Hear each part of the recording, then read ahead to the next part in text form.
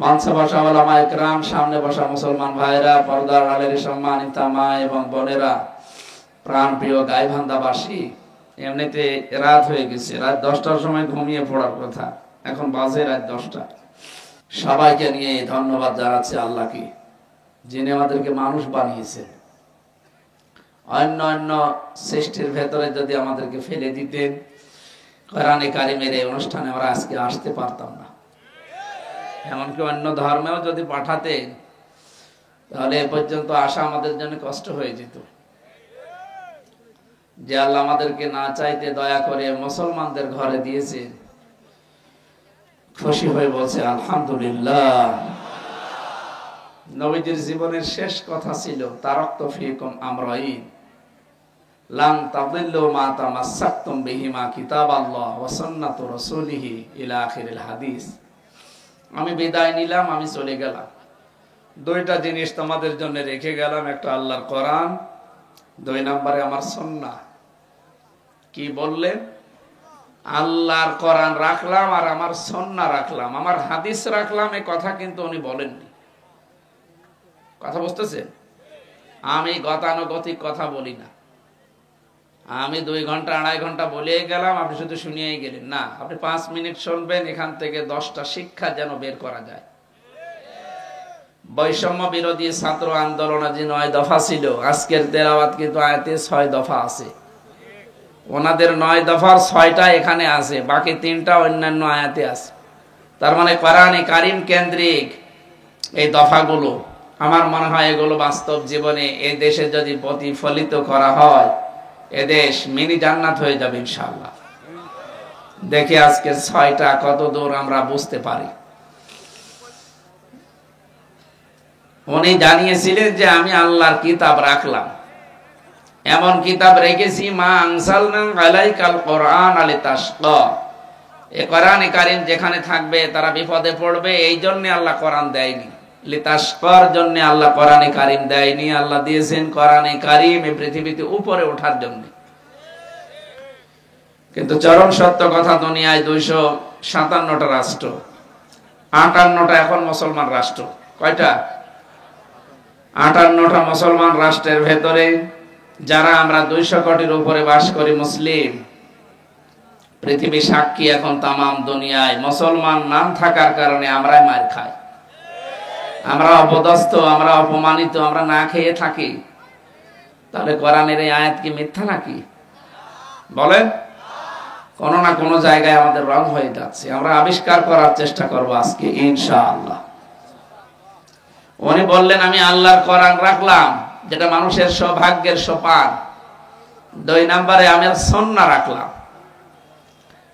আমি এটা বলতাম না, যেহেতু শব্দটা এসেছে এই জন্য আমি শিক্ষার জন্য বলছি। যারা বলেন আমরা আহলে হাদিস, আপনি একটা ভ্রান্ত ধারণায় আছেন। কারণ আপনি শুধু হাদিস মেনে দুনিয়ার জীবন চালাতে পারবেন না, আপনাকে সুন্নাহ মানা লাগবে। সব হাদিস কি সুন্নাহ? সব সুন্নাহ হাদিস নয়। এখানে বোঝাতে গিয়ে আমরা যদি কেউ বলেন যে আমি শুধু সহিহ হাদিস মেনে চলি, অন্য কিছু মানি না, এ দুনিয়াতে এমন অনেক নিয়ম আছে যেটা শুধু হাদিস মানতে গেলে আপনি শরীয়তের উপরে থাকতে পারবেন না। এখন এই যে পড়ে আসলাম, কেউ যদি আগুনে গরম করা জিনিস খায়, পোড়ানো জিনিস খায়, তাহলে তার ওযু করা লাগে। এ কথা কোনোদিন শুনেছেন? শোনেন, আমি বানালাম এটা, মুসলিম শরীফের হাদিস। কেউ যদি আগুনে পোড়ানো কোনো জিনিস খায়, তাহলে তার ওযু করা লাগবে, তার ওযু ভেঙে যাবে। অথচ বাস্তবতায় যে কিছুক্ষণ আগে আমি চা খেয়ে আসলাম, চা কি গরম করেছে? পড়িয়েছে কি দিয়ে? কথা বলে না কেন? আমার কি ওযু নষ্ট হয়ে গেছে? তাহলে আপনি যে বলেন আমি হাদিস ছাড়া কিছু মানি না, আমি আহলে হাদিস, আপনাকে বলা লাগবে আমি আহলে সুন্নাহ ওয়াল জামা।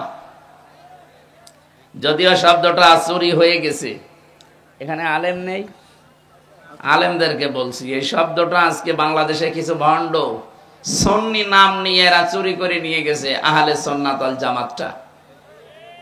সুন্নি দাবি করে আমার তাহেরি ভাই, ও যদি সুন্নি হয় তা আমরা কি বলেন তো? সুন্নি এ শব্দ তার জায়েদ মেরে দিয়েছে না? এই জন্য সুন্নি কি এ শব্দ আমরা অনেকে না বুঝে আন্দাজে ওদেরকে সুন্নি বলে ডাক দেই। সুন্নি হচ্ছে আমরা আহলে সুন্নাত ওয়াল জামাত, বিশ্ব নবীর সুন্নাত যারা মেনে চলে। আপনি আল্লাহকে ভালোবাসেন এই কথা বললেই হবে না, এটার প্রমাণ দেওয়ার জন্য রাসূলুল্লাহকে অনুসরণ করা লাগবে, তার সুন্নাহ মেনে চলা লাগবে।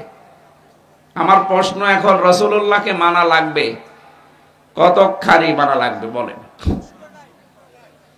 উনি যখন রাসূলুল্লাহ হয়েছেন ওই দিন থেকে ইন্তেকাল পর্যন্ত, উনি জন্মের পর থেকে 40 বছর পর্যন্ত পুরো আরব জাহানে কেউ ওনাকে নবী রাসূল বলতো? কে বলতো? মুহাম্মদ বিন আব্দুল্লাহ, আব্দুল্লাহর ছেলে মুহাম্মদ, অথবা আস-সাদিক, আল আমিন, এই সমস্ত নাম দিয়েছিল। উনি 40 বছর বয়সে নবুয়ত পেলেন, পুরা আরব জাহানের ভেতরে ছড়িয়ে দিলেন। কুলিয়া ইউহান্নাস ইন্নী রাসূলুল্লাহি ইলাইকুম জামিআ।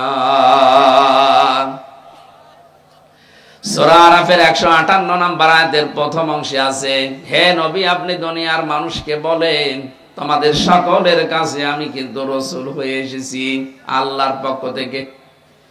ইন্নী অবশ্যই আমি রাসূলুল্লাহ, আল্লাহর রাসূল, ইলাইকুম তোমাদের উপরে, জামিআ সবার উপরে। একটু বোঝার চেষ্টা করেন তো এই শব্দটা। উনি এই শব্দের ঘোষণা দিয়েছিলেন কি জন্মের পরে না 40 বছর পরে যখন এই কোরআন পেলেন তখন? তাহলে যারা বলে যে উনি জন্মের থেকেই নবী হয়ে এসেছে, হ্যাঁ এই ঘোষণাটা উনি পাননি, উনি সৃষ্টির প্রথম থেকেই নবী, কিন্তু ঘোষণা পেয়েছেন 40 বছর বয়সে। এই জন্য 1 থেকে 40 বছর পর্যন্ত কোন মানুষ যদি রাসূলুল্লাহকে না মানে, যেমন আব্দুল্লাহ বিন মুহাম্মদ ছিলেন, এ পর্যন্ত যদি কেউ না মানে তা জান্নাতে যাবে না, আল্লাহ ভালোবাসবে না, এমন কথা আমি পাইনি। কিন্তু কোন মানুষ যদি 40 থেকে 63 এই 23 বছরের 1 মিনিটও বলে আমি মানি না, সে সরাসরি জাহান্নামী।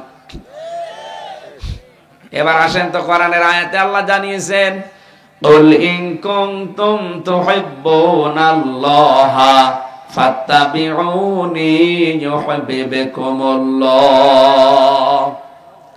সূরা আলে ইমরান 31 নম্বর আয়াতের প্রথম অংশে আছে, নবী আপনি বলেন তোমরা যারা বলো আল্লাহ তোমাকে ভালোবাসি, এ দাবি করলেই হবে না, এটার প্রমাণ দেওয়া লাগবে। প্রমাণ হচ্ছে ফাত্তাবিউনি, আমার রাসূলের অনুসরণ করার মাধ্যমে।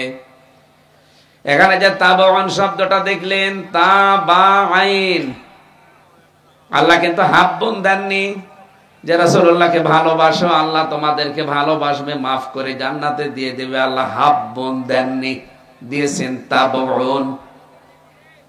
অবিধানবেত্তা যারা এই শব্দের ব্যাখ্যায় লিখেছে, তাবাউন মানে দেখে দেখে চলা। আপনার সামনে একজন মানুষ হাঁটে, কিভাবে পা ফেলে, কত ডিস্টেন্সে পা ফেলে, কোথায় হাত নাড়িয়ে যায়, কোথায় মাখা এদিকে ওদিকে তাকায়, ওইভাবে দেখে দেখে চলার নাম তাবাউন। তাহলে রাসূলুল্লাহকে অনুসরণ করা লাগবে 1 থেকে 40 না 40 থেকে 63? বলেন বলেন।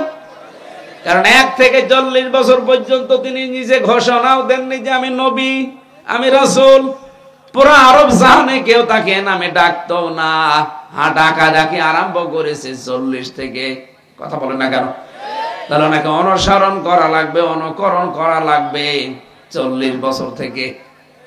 যা করেছেন একেবারে 23 বছরের জিন্দেগিতে, নবুয়তের জিন্দেগি যেটা, আপনি তাই তাই করবেন, একটা কিছু বাদ দিতে পারবেন না। অনেক যে রাসূলুল্লাহ কোরআনে কারিমে আল্লাহ পাক কিন্তু তার নাম আব্দুল্লাহ বিন মুহাম্মদ বিন আব্দুল্লাহ শব্দ দেননি। পুরা কোরআনে কোন জায়গায় মুহাম্মদ বিন আব্দুল্লাহ আমি পাইনি, পেয়েছি রাসূলুল্লাহ। হ্যাঁ, মুহাম্মদ শব্দ বললেই সঙ্গে সঙ্গে রিসালাতের ঘোষণা দিয়েছেন, মুহাম্মাদুর রাসূলুল্লাহ ওমা মুহাম্মাদুন ইল্লা রাসূল কদ খালাত মিন ক্বাবলিহির রাসূল। এরকম 4 জায়গায় আল্লাহ পাক মুহাম্মদ শব্দটা উচ্চারণ করেছেন কোরআনে, যেখানেই মুহাম্মদ বললেন রিসালাতের ঘোষণা দিয়ে তার সম্মানটা আরো বাড়িয়ে দিলেন। এখানে কথা বলেন কেন?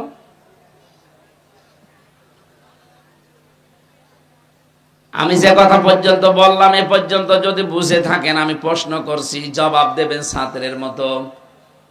উনি রাসূলুল্লাহর ঘোষণা দিয়েছিলেন জন্মের পরে না 40 বছর বয়সে? কারণ 40 বছরের আগে উনি কোরআন পাননি, আর কোরআন না পেলে এই আয়াত উনি পাবেন কোথায়? এজন্য লাকাদ কানা লাকুম ফি রাসূলিল্লাহি উসওয়াতুন হাসানা, তোমাদের জন্য মহত্তম আদর্শ আমি লুকিয়ে রেখেছি রাসূলুল্লাহর ভেতরে। আল্লাহ কিন্তু মুহাম্মদ বিন আব্দুল্লাহর ভেতরে বলেননি। যারা এই কথা এতদিন ছড়ান উল্টা পাল্টা মানুষকে, যেমন সেই দুনিয়া তৈরি হওয়ার আগেই নবী, হ্যাঁ নবী কিন্তু ঘোষণা তো হয়নি, উনি নিজেই ঘোষণা দিয়েছেন যখন সেখান থেকে আপনাকে মানা লাগবে। 1 থেকে 40 বছর বয়স পর্যন্ত উনি মিথ্যা কথা বলেছেন? বলেননি। উনি ন্যায় বিচার করেছেন? বলেন না। উনি তো জন্মগত ভাবে সত্যবাদী, উনি জন্মগত ভাবে ন্যায় পরায়ণ। নবী হওয়ার আগে যে কাজগুলো মক্কাতে করেছিলেন, আপনি তাকান ইতিহাসের দিকে, কাবার ওই পাথর বসানো নিয়ে রক্তক্ষয়ী সংঘর্ষ চলছিল, আবহমান কাল থেকে এটা চলে আসছিল। মুহাম্মদ রাসূলুল্লাহ ওই সময় কিন্তু নবী হননি। সাধারণ আমাদের মতো মানুষ মনে করেন। মক্কার যে চারটা বড় বড় গোত্রের লোকেরা ছিল, তাদেরকে তিনি ডাক দিলেন, একটা চাদর বিছিয়ে দিলেন, পাথরটা নিজের হাতে চাদরে রাখলেন। 4 গোত্রের 4 জন লিডার যারা, তাদেরকে বললেন 4 কোনা আপনারা চেপে ধরেন, নিয়ে চলেন কাবার কাছে। কাবা শরীফের কাছে নিয়ে নিজে পাথরটা লাগিয়ে এবার বললেন চাদরটা নিয়ে যান। 4 জনের কেউ আর রাগ করে নাই, সবাই খুশি হয়ে গেছে। অথচ এই কাজটা হাজার হাজার বছর ধরেও, শ বছর ধরেও কেউ মানে নিশ্চিন্ত করতে পারে নাই, নিশ্চিন্ন করতে পারে নাই। নবীজি নিজে কয়েক মিনিটের ভেতরে পুরাণ নিরসন করে দিলেন। তার মানে উনি নবী হওয়ার ঘোষণা দেওয়ার আগেই তিনি ন্যায় পরায়ণ, নবী হওয়ার আগেই তিনি সত্যবাদী। কথা বলেন ঠিক কিনা? এবার ওনাকে অনুসরণ করা শুরু করবেন আপনি। আল্লাহ পাক বলেন, কেউ যদি রাসূলুল্লাহকে অনুসরণ আরম্ভ করে, আমি আল্লাহ কি করব জানো? ইউহিব্বুকুমুল্লাহ, আমি আল্লাহ নিজে তাকে ভালোবাসা আরম্ভ করেছি না করব? না না, বোঝেননি। ইউহিব্বু এটা মোজারে, বর্তমান ভবিষ্যৎ, প্রেজেন্ট ফিউচার। কেউ যদি রাসূলুল্লাহকে অনুসরণ আরম্ভ করে, এখন থেকে শুরু করবে, নিয়ত করে লেগে গেছে, আল্লাহ এখন থেকে আপনাকে ভালোবাসা আরম্ভ করবে। আপনার জীবনে যদি এখনো রাসূলুল্লাহর অনুসরণ আরম্ভ না হয়, আপনাকে আল্লাহ এখনো ভালোবাসা শুরু করেনি। কথা না বুঝলে আমি আবার রিপিট করছি। এই দেশে যারা বলে আমি আল্লাহকে ভালোবাসি, এ কথার প্রমাণ দিতে হলে রাসূলুল্লাহর অনুসরণ লাগবে, মাস্ট বি। এখন এই অনুসরণ যখন আরম্ভ করবেন, তখন আল্লাহ আপনাকে ভালোবাসা শুরু করবে। আল্লাহ যদি ভালোবাসে, পুরস্কার আছে এরপরে, ওয়ায়াগফির লাকুম যুনুবাকুম। ইয়াগফির এটা মোজারে, বর্তমান ভবিষ্যৎ, প্রেজেন্ট ফিউচার। জামবুন 1 বছর, যুনুব বহু বছর। আল্লাহ পাক বলেন, সত্যি যদি কারো ভেতরে আমি দেখি রাসূলের অনুসরণ আরম্ভ হয়ে গেছে, ওর জীবনের কোনো গুনাহ বাকি থাকবে না, সবগুলো আমি আল্লাহ মাফ করে দেব। এরপরে আল্লাহর 2টা সুন্দর নাম তিনি নিয়েছেন, আল্লাহু গফুরুর রহিম। আমি আল্লাহ একদিকে গফুর আর একদিকে রহিম। এবার আসেন তাদের শিক্ষাটাই, যে মানুষগুলো এখনো রাসূলুল্লাহর অনুসরণ আরম্ভ করেননি, আপনি যদি আকাশ দিয়ে উড়েও যান, এখনো আল্লাহর ভালোবাসা আপনি পাওয়াই শুরু করেননি। কথা বলেন না কেন? আপনার বিবেকের কাছে এবার আমার প্রশ্ন, রাসূলুল্লাহকে অনুসরণ করা লাগবে এ ব্যাপারে কোনো মত পার্থক্য? বলেন বলেন। এখন এই অনুসরণ কি আংশিক না পূর্ণাঙ্গ? এই জায়গায় তো ভেজাল। আজ বাংলাদেশ সহ বিশ্বের বহু মুসলমান আমরা রাসূলুল্লাহকে অনুসরণ করি, কিন্তু আংশিক, পূর্ণাঙ্গ না। পূর্ণাঙ্গ অনুসরণ যারা করেছিলেন আপনি তাকান তাদের দিকে, হযরতে আবু বকর রাদিয়াল্লাহু তাআলা আনহু, হযরতে ওমর রাদিয়াল্লাহু তাআলা আনহু, যাদের নাম আমরা জানি যে পূর্ণাঙ্গ অনুসারী তারা ছিল, তারা প্রত্যেকেই দুনিয়া থেকে জান্নাতের গ্যারান্টি পেয়ে গেছে। আপনি কি মনে করেন আশারায়ে মুবাশশারা ওই 10 জন, শুধু এই 10 জনই, আর জান্নাতি সাহাবী নেই? আল্লাহর নবীর প্রতিটি সাহাবী জান্নাতি, কারণ রাদিয়াল্লাহু আনহুম আছে, এটা হুম জমির বহুবচন। নবীজিকে ঈমান অবস্থায় যারা দেখেছে, ঈমান এনেছে এবং ঈমানের উপরে যাদের মরণ হয়েছে প্রত্যেকেই সাহাবী, আর প্রতিটি সাহাবী জান্নাতি, এ ব্যাপারে কোনো সন্দেহ? আরো জোরে বলেন। বাংলাদেশে আজ কিছু কুচক্রী মহল, এই দেশের সবচাইতে মাসলুম সংগঠন, একামতে দিনের নেতার কর্মীদের উপরে এই দোষটা চাপিয়ে দেয় যে তারা সাহাবী বিদ্বেষী। এটা একটা তহমত। এই মিথ্যা তহমত দিয়ে মানুষের ভেতরে ভ্রান্তি তৈরি করেন, আপনি সাহাবী বিদ্বেষী হয়ে মরবেন। কারণ আমি তো সারা জীবন দেখছি কই তাদের ভেতরে সাহাবী বিদ্বেষের কোনো কিছু পাইনি, আপনি জোর করে চাপিয়ে দেন কোন কারণে? আমি যেটা বিশ্বাস করি না সেটা যদি জোর করে আমার উপরে চাপিয়ে দেন, আমি তো ওটা করি নাই। আপনি জোর করে আমাকে চাপিয়ে জাতির সামনে কালার করতে চান, আল্লাহর কসম আপনি সাহাবী বিদ্বেষী হয়ে তারপরে মরবেন। এই জন্য অবিচারটা বন্ধ করবেন, বিশেষ করে এই তহমতটা। গীবত করায় যেখানে জায়েজ নেই, তহমত করেন কোন কারণে আলেম হয়ে? কথা বলেন না। গীবত করাই তো জায়েজ নেই, যদি ওই দোষ আমার ভেতরে থাকেও তাও আপনি ওই দোষ মানুষকে বলতে পারবেন না। আমার ভেতরে কোনো দোষ থাকলে ওটা যদি মানুষের কাছে বলে বেড়ান, যেটা শুনলে আমি মন খারাপ করতাম, ওইটার নাম গীবত। ওটার নাম কি? আর আমি যেটা করি নাই ওইরকম কোন দোষ যদি আমার উপরে কেউ চাপিয়ে জনগণের সামনে আমাকে কালার করে, ওটা তহমত, ওটা জেনার চাইতেও খারাপ। আর বাংলাদেশে বহু আলেমের নাম নিয়ে অনেকেই মাজলুম মানুষদের উপরে এই তহমতটা দেয়। কবে খুলবে আপনার বিবেকের তালা? নাকি বিবেকের উপরে কুকুরে প্রসাব করেছে? আশা করছে আপনার বিবেক খুলবে। এরপরও যদি না খোলে, আপনাকে আর কোরআন হাদিস দিয়ে বোঝালে আমার মনে হয় হবে না, আপনাকে বাকারি শরীফ দিয়ে বাকারি দেওয়া লাগবে। একটা মাজলুম মানুষদের উপর আপনি আন্দাজে এক দোষ চাপিয়ে দেন। আমি তো কোরআন হাদিস যেই দিন পড়েছি ওই দিন থেকে বিশ্বাস করি যে সাহাবীরা, এই পৃথিবীতে সব সাহাবী আল্লাহর জান্নাতি, কোনো ভেজাল নেই। কারণ রাদিয়াল্লাহু আনহুম, প্রত্যেকের উপর আল্লাহ রাজি হয়ে গেছে। এখন যদি বলেন আশারায়ে মুবাশশারা 10 জন শুধু নাম, আরে ভাই 10 জনের নাম নবীজি গ্যারান্টি দিয়ে গেছেন দুনিয়ায় জিন্দা অবস্থায়, আর আল্লাহ কোরআনের আয়াত নাজিল করে পুরা সাহাবীদের জামাতকে জান্নাতি বলেছেন। কারণ তারা মাপকাঠিতে উত্তীর্ণ হয়ে গেছে।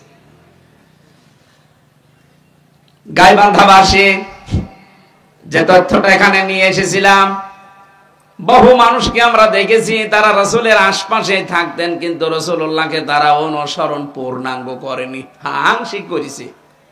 রাসূলের কথা শুনে নাম রেখেছে, রাসূলের কথা শুনে খাবার খেয়েছে, রাসূলের কথা শুনে রোজা রেখেছে, ইফতারি করেছে। কিন্তু বিশ্বনবী মুহাম্মদ রাসূলুল্লাহর কথায় তারা উহুদের ময়দানে যায় নাই। কথা বলেন না কেন? এই পৃথিবীতে আবারও যদি উহুদের ময়দান কায়েম হয়, ওই মানুষগুলো যখনই পাবেন দেখবেন ওরা উহুদের নাম শুনলেই কেমন কসমস করে, না ওগুলো ফিতনা, ওগুলো দুনিয়ার কাজ, আমরা ওর ভেতরে নেই। বাংলার মানুষেরা বলেন তো, উহুদ কি শেষ হয়ে গেছে? বলেন। সময় যদি আবার আসে উহুদের ময়দানের, আবার এরকম সময় আসলে হযরতে হানজালার মতো, হযরতে আমির হামজার মতো আবারও ছাপিয়ে পড়া লাগতে পারে। আর আমার তো মনে হচ্ছে বাংলাদেশ এখন ঠিক উহুদের ময়দানে আছে। নবীজি বলেছিলেন উহুদের ময়দানে তোমরা এই জায়গাটা ছাড়বে না। তারা যেহেতু নবীজের এই কথাকে ওভারটেক করে গনিমতের মাল কোড়াতে ব্যস্ত হয়ে গিয়েছিল, খালিদ ইবনে ওলীদ আকস্মিক ভাবে তাদেরকে হামলা করে চোরাগোপ্তা একেবারে কয়েকজনকে লাশ ফেলে দিয়েছিল। এখন যে অবস্থায় আছে আমরা কিন্তু উহুদের ময়দানে আছি। বিজয় হালকা হয়েছে বলে আপনি একেবারে গনিমতের মাল কোড়ানোর মতো চাঁদাবাজি আরম্ভ করেছেন। আজকেও তো গাইবান্ধার সাঘাটাতে চাঁদাবাজি নিয়ে মারামারি চলছে। আমি নাম নিলাম না তাদের। এরা মনে হচ্ছে গনিমতের মাল পেয়েছে। একামতের দিনের একজন ভাই বাধা দিতে গেছে, তারে মেরে মাথা ফাটিয়ে দিয়েছে। আজকে ভিডিও দেখলাম কি চলছে গাইবান্ধায়। আরে ভাই এখন থালা হাতে পাননি তাই আপনি এই করেন, থালা হাতে পেলে কি করবেন?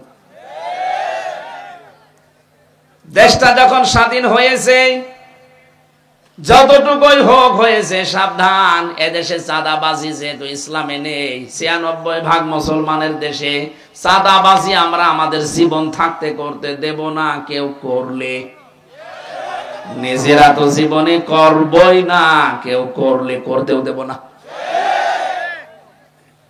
কারণ সৎ কাজে আদেশ করা যেমন, অসৎ কাজে বাধা দেওয়া যেরকম।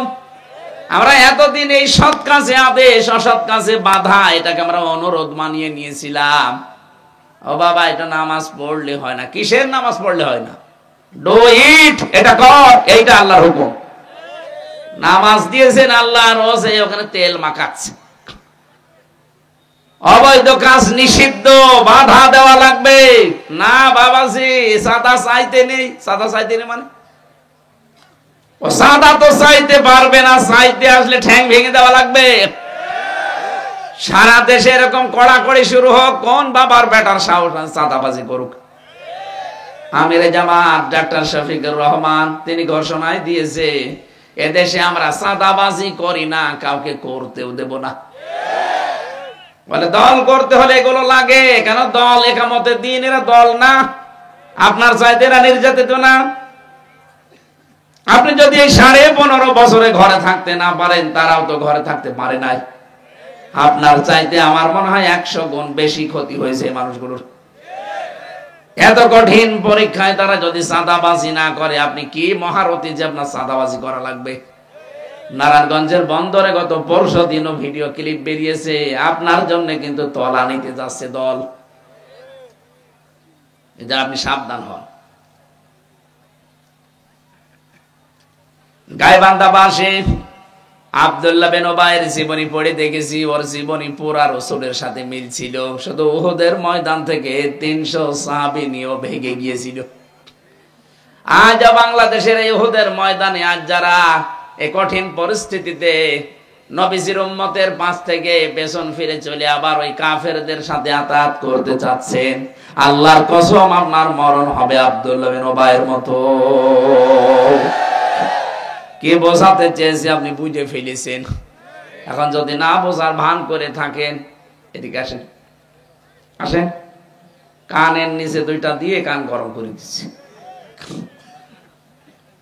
এখন উহুদের ময়দান পৃথিবীতে শেষ হয়ে যায়নি, বাংলাদেশে এখন উহুদের ময়দান চলছে। নবীজি যেখানে যাকে রেখে দিয়েছেন ওই জায়গায় শক্তভাবে দাঁড়ান। এখনো গনিমতের মাল পোড়ানোর সময় হয়নি। কথা বলে না কেন? প্রতিবেশী নামে কলঙ্করা, প্রতিবেশী নামে কলঙ্করা আমাদের দেশ নিয়ে ষড়যন্ত্র এখনো থামিয়ে দেয়নি। ওরা চট্টগ্রাম নিয়ে নেওয়ার পায়তারায় আছে। চট্টগ্রাম নিয়ে নেবেন দাদা, ও দাদা, আপনি কি যৌতুক নেবেন? আর যৌতুক দেব কি করে? মেয়ে তো পালিয়ে গেছে। পালানো মেয়ের যৌতুক কিসের? মেয়ের বিয়েই তো আমরা মানি না। বিয়ে মানতাম যদি ওইরকম মানুষের সাথে যেত। এমন মানুষের সাথে গেছে যার তো মুসলমানই হয়নি। ওর মুসলমানই হয়েছে, বুড়ো বয়স, এখন মুসলমানি দিয়ে যদি বিয়ে দিতে হয়, ও ছাতা দেখা যাচ্ছে কোনো হাজাম দিয়ে মুসলমানি দেবেন, ও গোড়া থেকে কেটে বাদ দিয়ে দেবে। আমি আর নিচে নামলাম না। তার যে বড় কথা, কোরআনের নিষেধ। সূরা বাকারা 221 নম্বর আয়াতের মাঝে আছে, ওয়ালা তুনকিহুল মুশরিকিনা হাত্তা ইউমিনু। কোন মুশরিক যতক্ষণ ঈমান না আনবে, কোন মুমিনা নারীর জন্য তাকে বিয়ে করা জায়েজ নেই। এ ফতোয়া কার? আল্লাহর নিষেধ, আমরা চাই না। আর আপনারা এতদিনে মিথ্যা ছড়িয়েছেন আমাদের স্বামী স্ত্রীর সম্পর্ক হয় কি করে, তার ফুল হাতা আর আমাদের হাফ হাতা। আমাদের হাফ হাতা না, ফুল হাতার সাথে হাফ হাতা যায় কোন কারণে? সব উল্টো পাল্টা কথা বলেন। আশা করছে আমি আর নিচে নামতে পারলাম না, এরপরও যদি কেউ যদি এই যৌতুকের জন্য পিড়াপিড়ি করেন, আপনার কিন্তু খবর আছে। আপনি দেখতে পাচ্ছেন না কি চলছে? আজকেও সকালে 2 জন পিটানি খেয়েছে এই বাংলাদেশের বিরুদ্ধে উল্টাপাল্টা কথা বলার কারণে। বলেছিল এদেরকে আমরা না খাওয়িয়ে মারবো। আমরা এদেশে এখন যারা আছে শক্ত হয়ে দাঁড়িয়ে গেছে, তোদের দেশ থেকে পেঁয়াজও নেব না, আলুও নেব না, দেখ কি করি। এত খোটা দিয়েছিল কয়দিন যে আমাদেরটা না হলে ওরা মারা যাবে। কই, আমরা তো মারা যাইনি। আমাদের মুসলমান ভাইরা তুরস্ক থেকে, পাকিস্তান থেকে, বিভিন্ন দেশ থেকে এখন খাবার আমাদের জন্য পাঠাচ্ছে। আল্লাহ পাক বলেন, কোন দেশের মানুষেরা যদি ঈমান আনার পরে আমার প্রতি তাকওয়া অবলম্বন করে চলতে চায়, ইয়াতিহা রিজকুহা রাগাদাম মিন কুল্লি মাকান, বিভিন্ন এলাকা থেকে তাদের জীবন উপকরণ, তাদের রিজিক হিসাবে যা লাগবে আমি আল্লাহ ওইটা সবগুলো কায়দা করে পাঠিয়ে দেব। এদের এই সমস্ত উল্টা পাল্টা কথার কারণে আজ পাকিস্তান থেকে জাহাজ ভরে ভরে মাল আসতেছে, তুরস্ক থেকে, চীন থেকে। এই কথা বলছে না? দাদারা এখন যা আরম্ভ করেছে, আমার মনে হয় হার্ট ফেল করে মারা যাবে। গত পরশুদিন ট্রাম্প কি জানিয়েছে দেখেছেন? যে 16 লাখ ভারতীয়কে আমার এই 20 তারিখের জানুয়ারিতে শপথ আছে, এটা হওয়ার পরে ওগুলো সব ফেরত দিয়ে দেব। আমার মনে হয় দাদা ধুতি সামলাতে পাগল হয়ে যাবে। 1-2 জন না, 16 লাখ ভারতীয় সব বসে আছে যে আমেরিকায়। ডোনাল্ড ট্রাম্প যাতে মাতাল হলো, তাহলে ঠিক আছে। কি কথা বোঝেন? লোকটা খামখেয়ালিপনা, একরোকা। ও যখন বলেছে কিছু না কিছু করবে, কারণ মানবতার সাথে যে কৌতুক এই প্রতিবেশী রাষ্ট্র ভারত করছে, এটা তো বিশ্ব মডলরা দেখছে। আল্লাহর ঘরগুলো ভেঙ্গে ভেঙ্গে তারা ভুয়া ধোয়া তুলেছে। এখানে নাকি মন্দির ছিল 500 বছর আগে। বিশ্বের বিভিন্ন মানুষেরা মাটির নিচে কেউ গ্যাস পায়, কেউ তেল পায়, কেউ সোনা পায়, কেউ রূপা পায়, কেউ লোহা পায়। আর শয়তানরা শুধু মাটির নিচে নাকি মন্দির পায়। পিটিয়ে লম্বা করা দরকার শয়তান।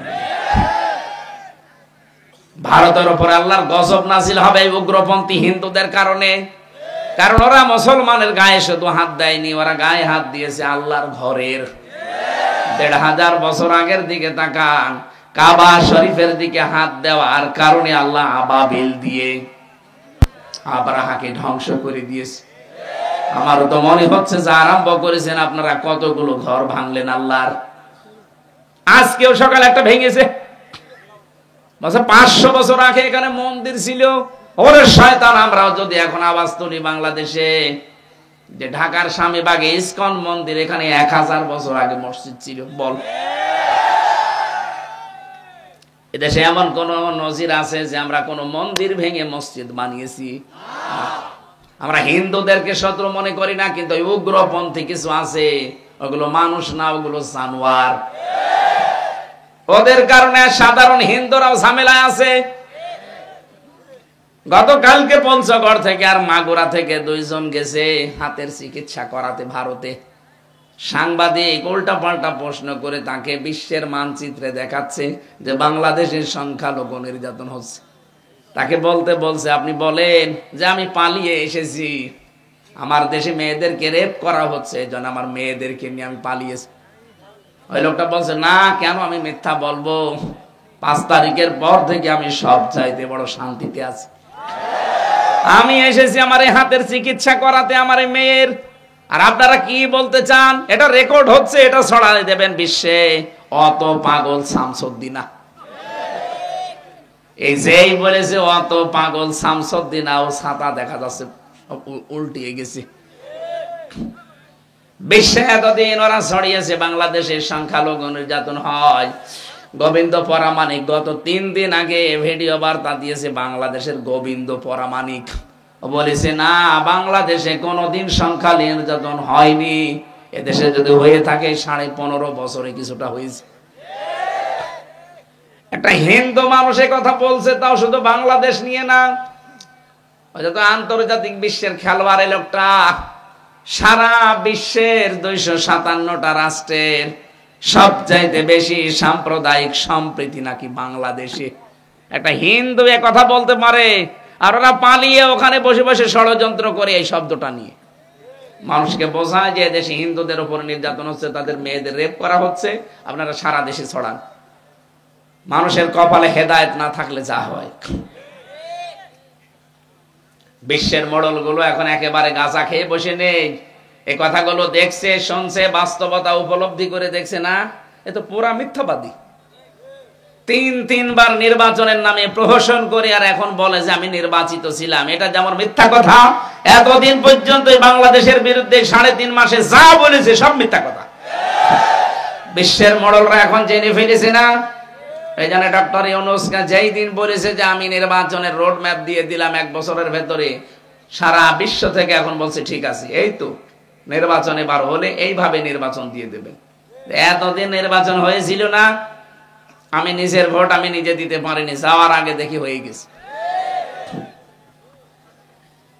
চাচা মারা গেছে আজ 8 বছর আগে, চাচি ভোট দিতে গেছে, বলছে চাচি আপনি একসাথে আপনার জামাইকে সাথে করে আসলেন না, একা আসলেন কেন? কিভাবে আসবো?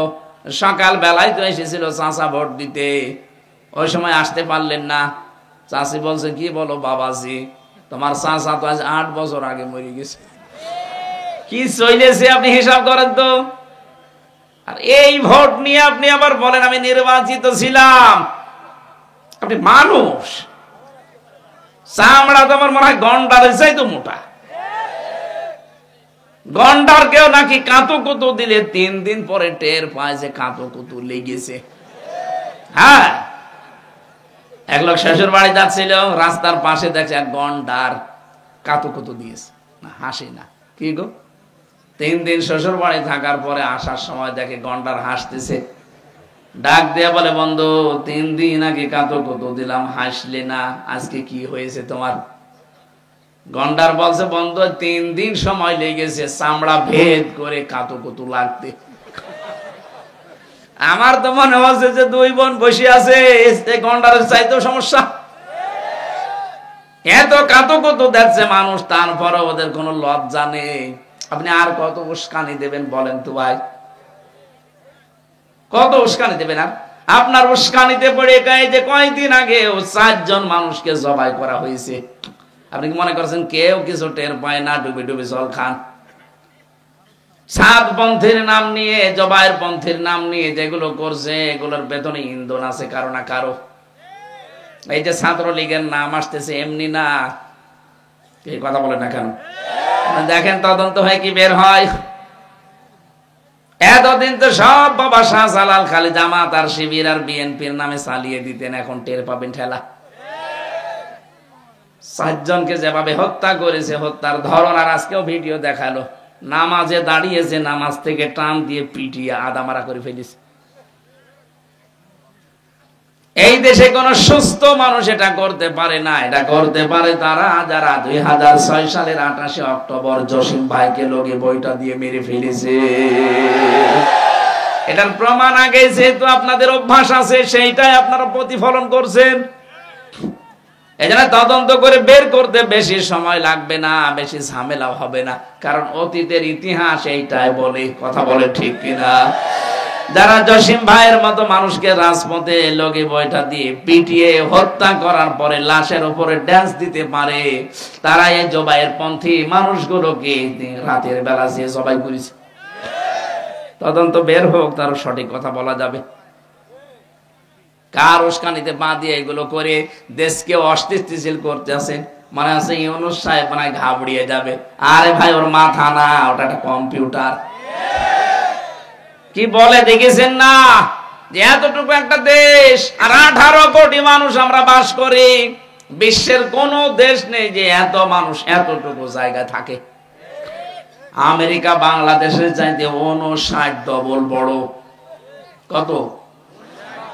এরকম 59টা বাংলাদেশ পাশাপাশি রাখলে যত বড় হবে, এক আমেরিকা একা এত বড়।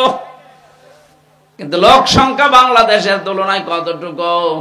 ওদের মনে হয় 20 কিলোমিটার জুড়ে একজন বাস করে, আর আমাদের 20 কিলোতে আমার মনে হয় কমপক্ষে 10 লাখ বাস করে। ইউনূস সাহেব ঘোষণা দিয়েছে না, বিশ্বে আমি চলাফেরা করি, আমি দেখেছি আমাদের 18 কোটি হাতকে আমরা আর ভিক্ষার হাত বানাবো না, আমাদের 18 কোটি হাতকে আমরা কাজের হাত বানাবো। এই জনশক্তিকে, এই জনসংখ্যাকে জনশক্তি রূপে যদি পরিগণিত করতে পারি, বিশ্বের বিভিন্ন দেশ হা করে আছে আমাদের এই দক্ষ শ্রমিক নেওয়ার জন্য।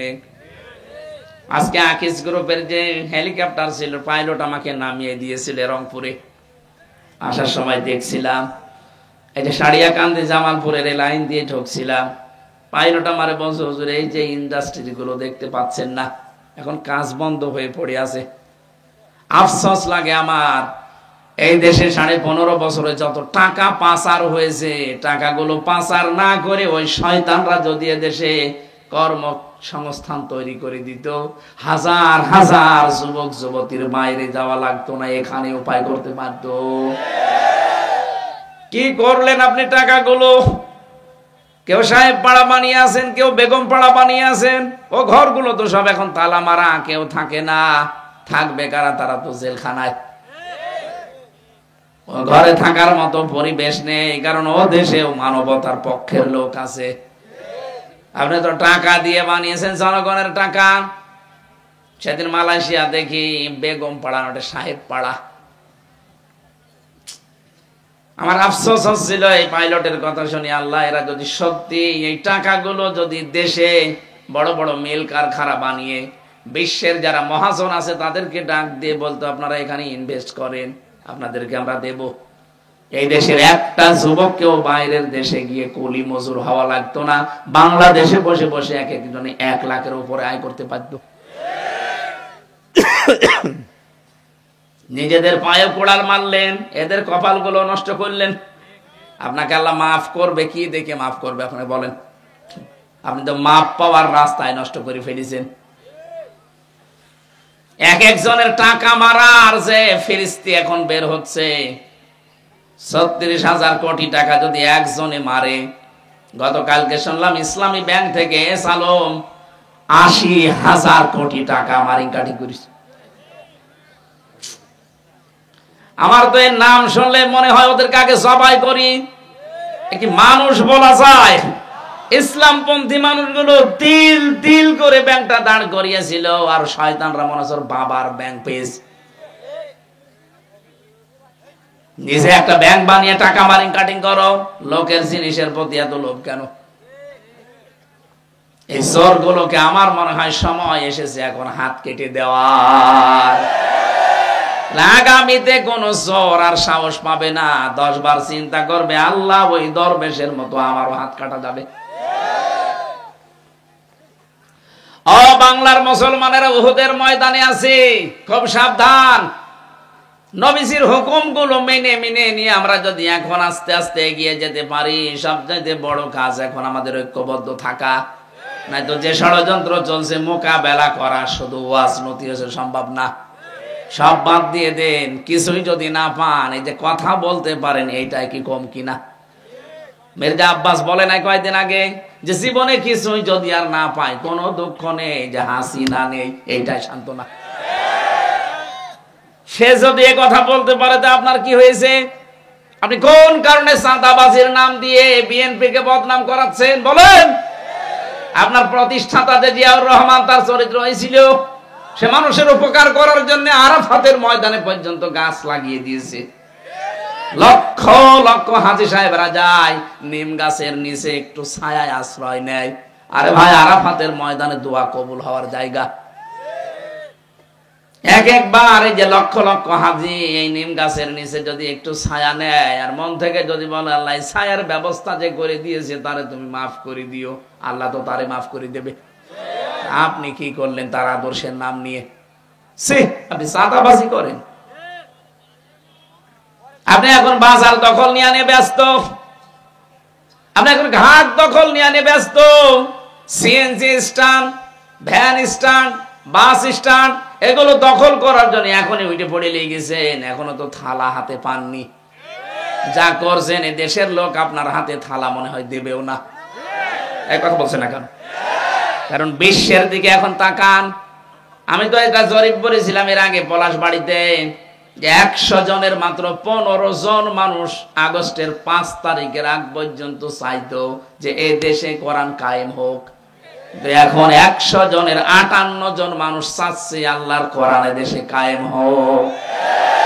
কারণ তারা দেখতে পাচ্ছে যে কোরআনওয়ালা মানুষগুলোর ভেতরে কোনো দুর্নীতি নেই, কোনো চোর নেই।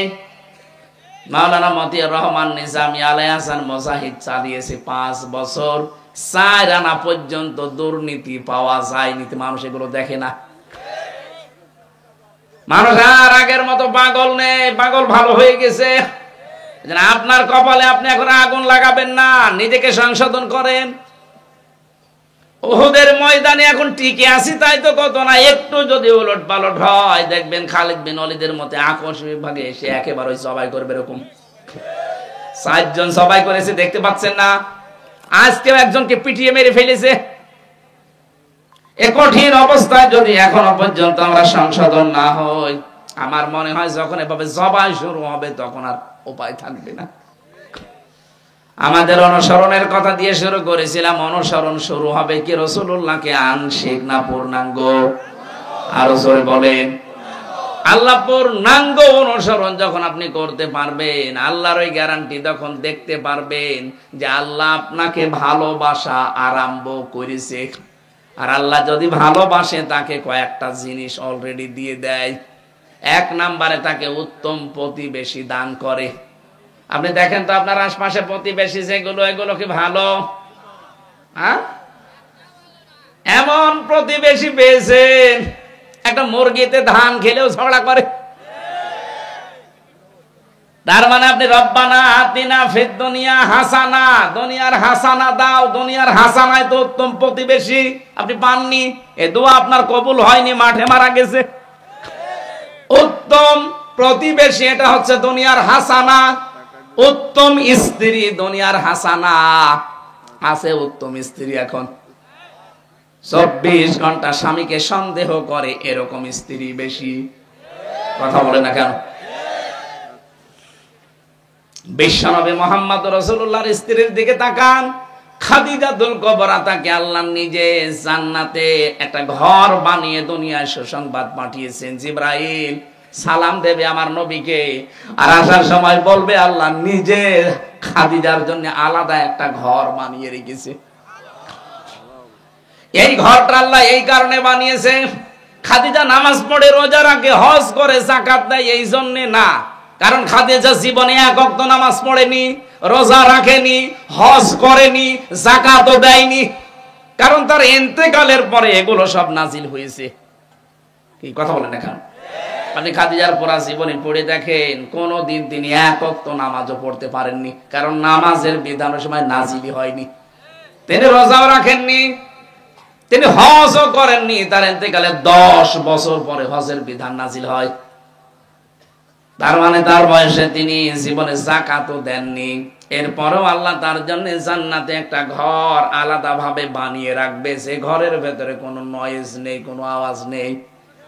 হযরতে খাদিজা একটা মাত্র কারণে নামাজ না পড়ে, রোজা না রেখে, হজ না করে, যাকাত না দিয়ে জান্নাতে ঘর বানিয়ে ঘর পেয়েছেন। তা নয়েজ মুক্ত, আওয়াজ মুক্ত। কারণ তিনি দুনিয়াতে স্বামীর জন্য ঘরটাকে রেখেছিলেন আওয়াজ মুক্ত। আর আপনি কেমন স্ত্রী, বাইরে থেকে স্বামী আসতে দেরি, ওর মাথা আরো যা ছিল আরো আউলিয়ে দেন।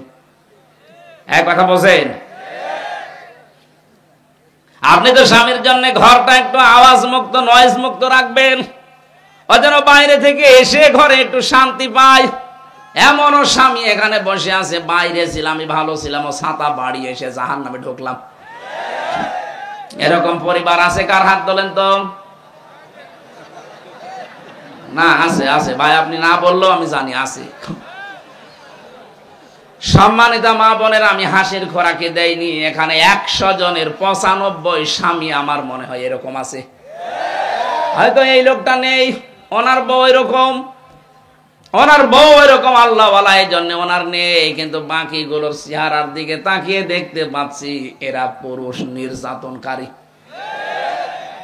চাচা এর সাথে রংপুরে কি করলেন আপনি? 9 বছর ক্ষমতায় ছিলেন, নারী নির্যাতনের আইন দেশে আছে, পুরুষ নির্যাতনের একটা আইন করে দিতে পারলেন না।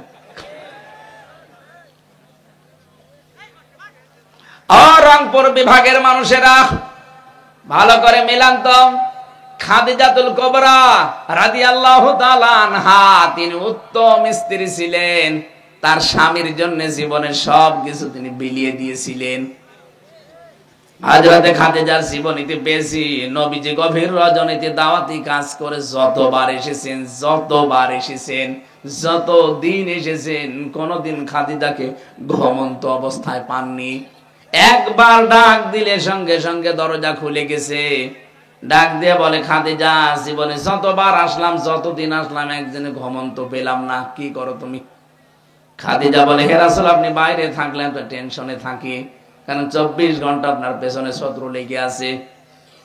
আপনি যতক্ষণ দিনের দাওয়াতি কাজ শেষ করে বাড়িতে না আসেন, আমার যদি ঘুমও লেগে যায়, আমি এই দরজার সাথে হেলান দিয়ে ঘুমাই। আমি জানি স্বামী এসে বারবার ডাকতে থাকবে, আমার স্বামী ক্লান্ত শ্রান্ত পরিশ্রান্ত শরীর নিয়ে দাঁড়াবে, আর আমি আরামের বিছানায় ঘুমিয়ে যদি উঠতে দেরি হয়ে যায়, স্বামীর সাথে বিয়াদবি হয়ে যাবে। এই জন্যে ঘুম লাগলেও আমি ঘুমাই, কিন্তু দরজার সাথে বিট লাগিয়ে। আমার মনে হচ্ছে এরকম বউ এখন ঘরে ঘরে একটাও নেই। সারেরটা থাকতে পারে। এমনি তার জন্য আল্লাহ জান্নাতে ঘর বানিয়ে সুসংবাদ দুনিয়ায় পাঠিয়েছেন। এমনি কোন পর্যায়ে ছিলেন তিনি, এটা হচ্ছে দুনিয়ার হাসানা। যারা এরকম বউ পেয়েছেন, মনে করবেন আপনার রব্বানা আতিনা ফিদ দুনিয়া হাসানা এটা কবুল হয়ে গেছে। তাহলে দুনিয়ার হাসানা উত্তম প্রতিবেশী, দুনিয়ার হাসানা উত্তম স্ত্রী নেককার। 3 নম্বরে দুনিয়ার হাসানা হচ্ছে উত্তম বাহন। উত্তম এ বাহনের ভেতরে গাড়ি হতে পারে, মোটরসাইকেল হতে পারে, ঘোড়া হতে পারে, প্রাইভেট হতে পারে, যানবাহন যেটা আছে এটা যদি উত্তম হয়, মন মতো হয়, এটাই আপনার দুনিয়ার হাসানা। আমরা দেখছি, আমরা দোয়া করলে উপরে উঠছে না, কারণ একটা দোয়া কবুল হলে তো চিহ্ন দেখা যাবে। আমাদের উত্তম প্রতিবেশী দরকার, উত্তম স্ত্রী দরকার। 5 ওয়াক্ত নামাজের পরে মা বাবার যে দোয়াটা আছে মনে মনে হলেও পড়বেন। পাশাপাশি সূরা, এটা সূরা ফুরকানের 74 নম্বর আয়াত, এইটা আমরা মুখস্থ করে নিয়ে পড়বেন পরিবারের জন্য, বিশেষ করে নেককার সন্তান আর নেককার স্ত্রী। রব্বানা হাবলানা মিন আজওয়াজিনা ওয়া যুররিয়াতিনা কুররাতা আ'য়ুনিন ওয়াজআলনা লিল মুত্তাকিনা ইমামা। আল্লাহর কাছে আপনি চাচ্ছেন, আল্লাহ আমাকে নেককার স্ত্রী দাও, এমন সন্তান আমাকে তুমি দান করো, এই সন্তানগুলো এমন ভাবে তৈরি করে দাও যে মানুষগুলোকে দেখলে আমার চোখ শীতল হয়ে যায়, আর তুমি আমাকে মুত্তাকি বান্দা বান্দীদের নেতা বানিয়ে দাও। জোরে বলেন আমিন। সম্মানিত মা বোনের, আমি খাদিজার জীবনে থেকে হালকা ট্রাস্ট দিয়েছি, আশা করছি আপনি ওইভাবে গঠন করবেন ইনশাআল্লাহ। তাহলে আমাদের অনুসরণের যে বিষয় এনেছিলাম, আজকে থেকে সিদ্ধান্ত নিয়ে মাঠে নামা লাগবে। এখন থেকে আমি আর আংশিক শুধু দাড়ি রাখা, শুধু জুব্বা গায়ে দিয়া পাগড়ি মাথায় দেওয়া না, আমি নাম রাখা থেকে শুরু করে আন্তর্জাতিক জীবন পর্যন্ত যেখানে যা আছে সব জায়গায় রসুল ছাড়া অন্য কারো অনুসরণ করব না। তাহলে এই আয়াতটা আমার জীবনে আমি পাবো। আল্লাহ আমাকে মাফ করেই শেষ করবেন না, আমাকে ভালোবাসা আরম্ভ করবেন। আর ভালোবাসা আরম্ভ করে শেষ না, আমার জীবনের অপরাধ সব আল্লাহ মাফ করে দেবেন। রাসূলুল্লাহ বিদায় হজে যে কথা জানালেন, এই দুইটা মেনে চলার তৌফিক কামনা করে সূরা নাহাল 90 নম্বর আয়াতটা আমরা পড়েছি। রব্বুল আলামিন বলেন, মানুষকে আপনি এগুলো শোনান, যেহেতু বৈষম্য বিরোধী ছাত্র আন্দোলনের 9 দফার 6টা এই আয়াতের ভেতরে আছে। 1 নম্বরে বৈষম্য বিরোধী ছাত্র আন্দোলনে যারা শহীদ হয়েছে ওরা প্রথম বাক্যেই বলতো উই ওয়ান জাস্টিস। কথা বলছে না কেন? এইটাই প্রথম শব্দ।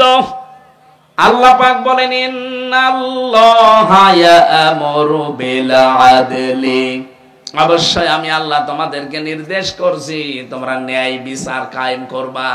কি বিচার? আরো জোরে বলেন।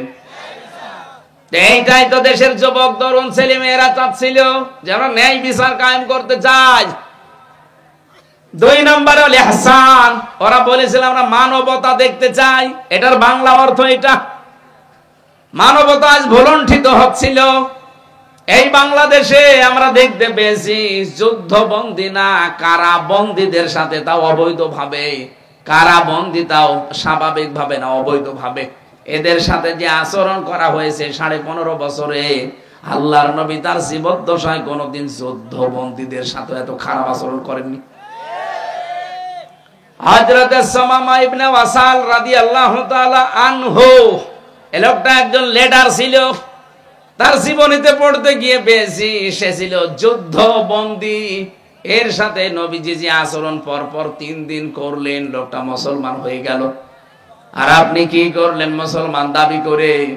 যুদ্ধবন্দী তো আমরা ছিলাম না, আমরা ছিলাম কারাবন্দী, তারপরও অবৈধভাবে। কথা বলেন না কেন?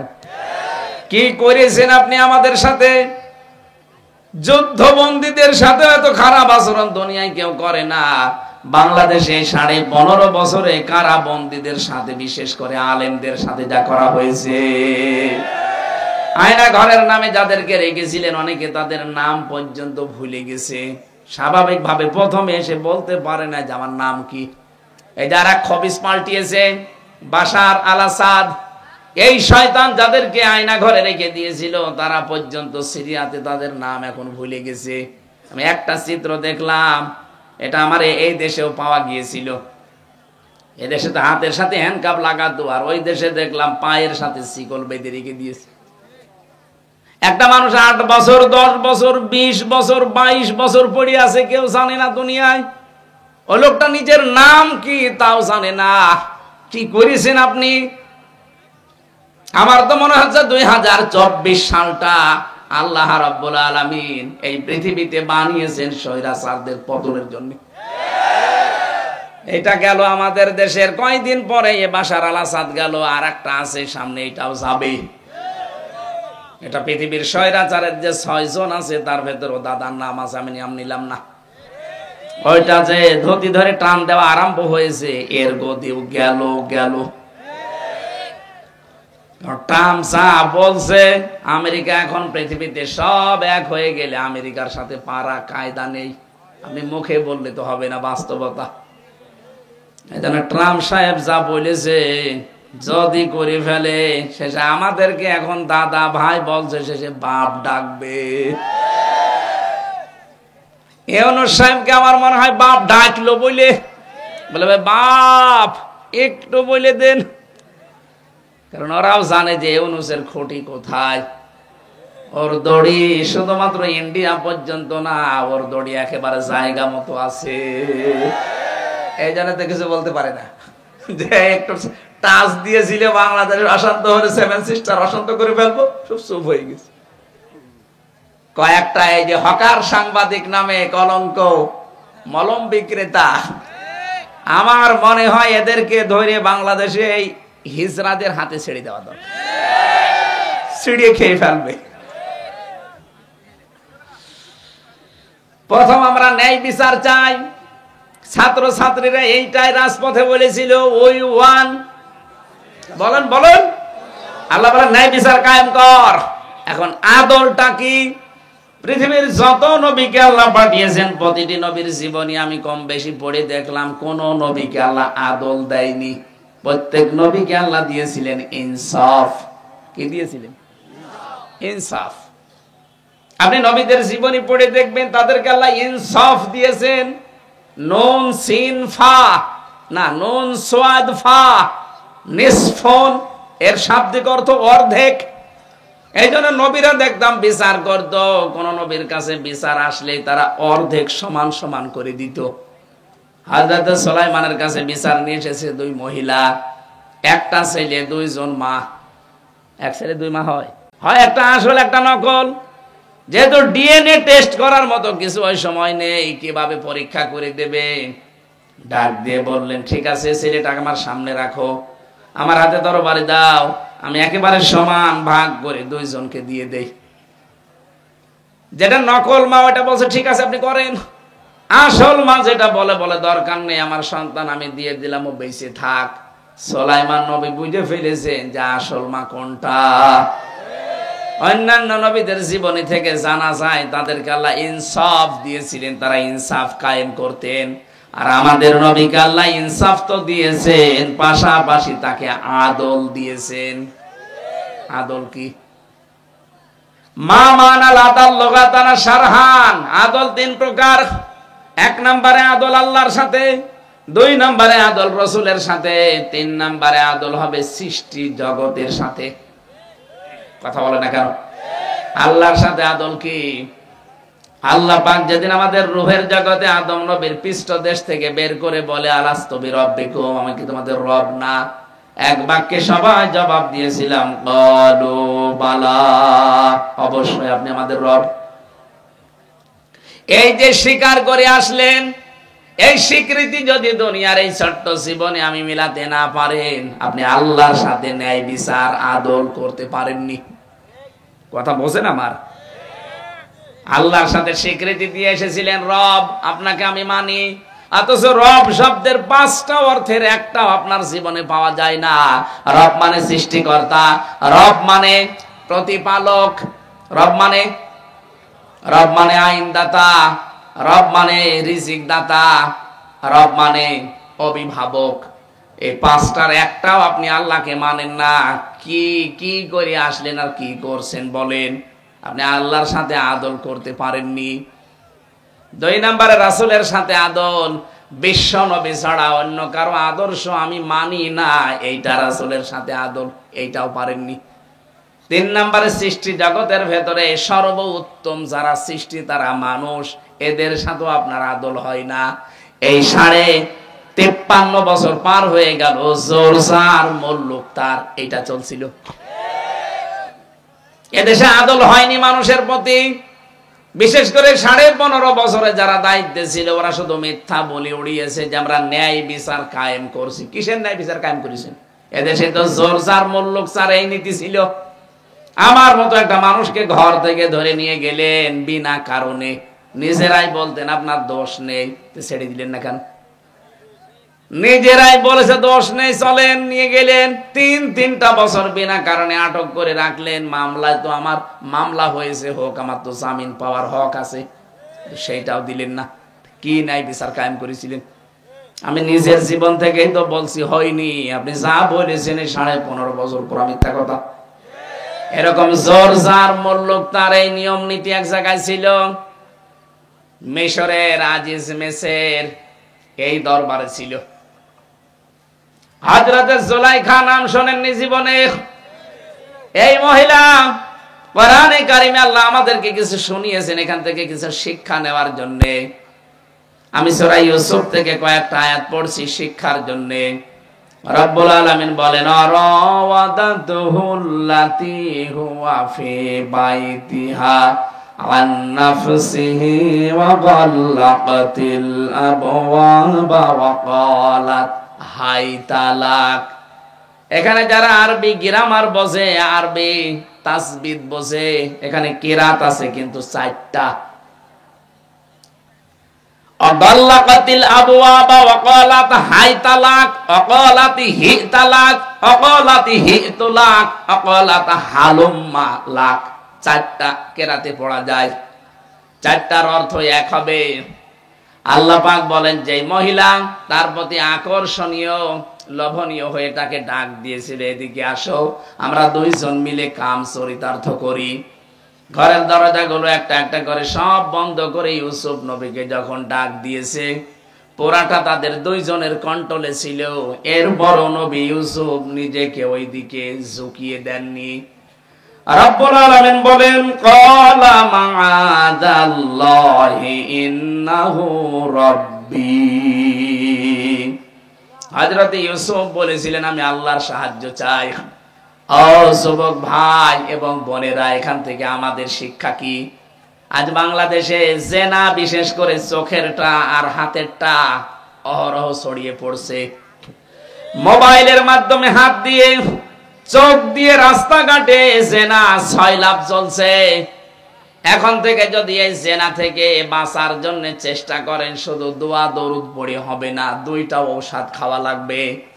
সূরা নূর 18 নাম্বার পারা 12 নাম্বার পৃষ্ঠা 7 নাম্বার লাইনের 30 নাম্বার আয়াতটা, কুল্লিল মুমিনিনা ইয়াগুদ্দু মিন আবসারিহিম ওয়া ইয়াহফাযু ফুরুজাহুম যালিকা আযকা লাহুম। আল্লাহ পাক বলেন, নবী আপনি মুমিন পুরুষদেরকে বলেন, তারা যেন পরনারী দেখলে চোখকে নিম্নগামী করে। এই ঔষধটা এখন থেকে আমল করা লাগবে। এখন বের হওয়ার পরে রাস্তায় কোন মহিলার সামনে পড়লে, হ্যাঁ, ও যদি মা হয় তাকাবেন, যদি আপন বোন হয় তাকাবেন, যদি নিজের মেয়ে হয় তাকাবেন, যদি পুত্রবধূ হয় তাকাবেন, নিজের ভাইয়ের মেয়ে হয় আপন ভাইয়ের, নিজের আপন বোনের, এরকম দুধ মা হয় আপন দুধ মা, এরকম যদি 14 জনের ভেতরে একজন সামনে পড়ে আপনি তাকাবেন, অসুবিধা নেই। কিন্তু এর বাইরে দুনিয়ায় যেই হোক যদি সামনে পড়ে যায়, আমি সহ প্রত্যেকের সঙ্গে সঙ্গে চক্ষু নিম্নগামী করা লাগবে। এক কথা বলছে না কেন? হ্যাঁ, আপনার মন চাইবে, আপনার আর যৌবন কতটুকু আছে। এক একজন নবীকে আল্লাহ আমির হামজার মতো 100 হামজার যৌবন দিয়েছিলেন। আল্লাহর নবী বলতেন, আমার এই হাতের ভেতরে 100 মুহাম্মদ আলীর শক্তি আছে। 100 জন মুহাম্মদের শরীরে যে শক্তি আছে, আমি মুহাম্মদুর রাসূলুল্লাহর এক হাতে সেই শক্তি আছে। ওনার হাতে যদি শক্তি থাকে, ওনার যৌবনে এরকম শক্তি ছিল। কথা বলেন ঠিক কিনা? হযরতে ইউসুফ এত বড় যৌবন থাকার পরেও তিনি বলেছিলেন, আমি আল্লাহর সাহায্য চাই। ইন্নাহু রাব্বি, অবশ্যই আমার রব। এখানে রব মানে আল্লাহ না, এখানে রব মানে ওই আজিজ মেসরের বাদশাহ মিশরের। আমার রব মানে আমার যিনি লালন পালন করেন, আমাকে খাবার দেন, বাড়িতে রেখে দিয়েছেন, আমার রক্ষণাবেক্ষণ যিনি করেন, তাকে আমি বুঝিয়েছি। আহসানা মাসওয়ায়া, সর্বোত্তম ব্যবস্থা তার ভেতরে আছে, আমি পেয়েছি। সে এখন বাড়িতে নেই, তার আমানতটা আমি খেয়ানত করব কোন কারণে? ইন্নাহু লা ইউফলিহুজ জালিমুন, কোন জালিম কোনদিন সফল হচ্ছে না, হবেও না। এই আয়াতটা যে কত বাস্তব তার প্রমাণ বাংলাদেশ। জালেমরা সফল হচ্ছে না, হবে না। আগামী থেকেও যদি জুলুমের চিন্তা ভাবনা করেন, এই আয়াত থেকে শিক্ষা নেবেন। কোন জালেম আজ পর্যন্ত সফল হয়নি, কিয়ামত পর্যন্ত হবেও না। কোন জালেম যদি সফল হয়ে যায়, তাহলে কোরআন মিথ্যা হয়ে যাবে। এক কথা বলে না কেন? তাহলে আমাদের এখানে ঔষধ প্রথমটা গেল কি? পরনারী দেখলে চোখ নিচের দিকে করবেন। 2 নম্বরে যৌবনটা, বিশেষ করে যৌনাঙ্গ হেফাজত করা লাগবে সাধ্য মতো।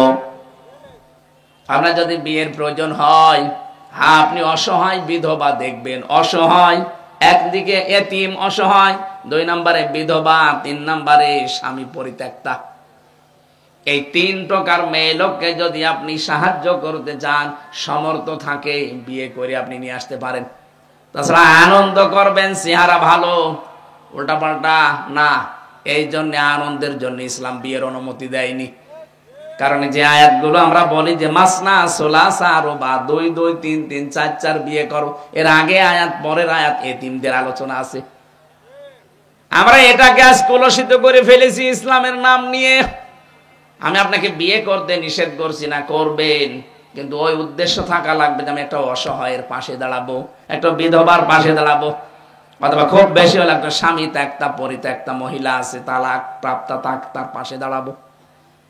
আপনার মনে যদি এই থাকে না আমি লাইন করব, আমি একেবারে খোলাখুলি বলছি, এখানে যদি কেউ থাকেন, এখানে যদি কেউ এই চরিত্রের থাকেন, এই মুহূর্তে আপনাকে ওয়াজটা আমল করা লাগবে। কারো যদি লাইন থাকে ভাবির সাথে, প্রতিবেশীর স্ত্রীর সাথে, এই কথা বলছে না কেন, অথবা বিবাহিত কোন মহিলার সাথে, একদিকে ভাবি, আরেকদিকে প্রতিবেশীর স্ত্রী, আরেকদিকে বিবাহিতা কোন মেয়ে লোক, যদি কারোর সাথে লাইন এরকম শয়তানের ধোকায় পড়ে করে থাকেন, এক্ষুনি ওই নাম্বার ডিলিট করে দেন।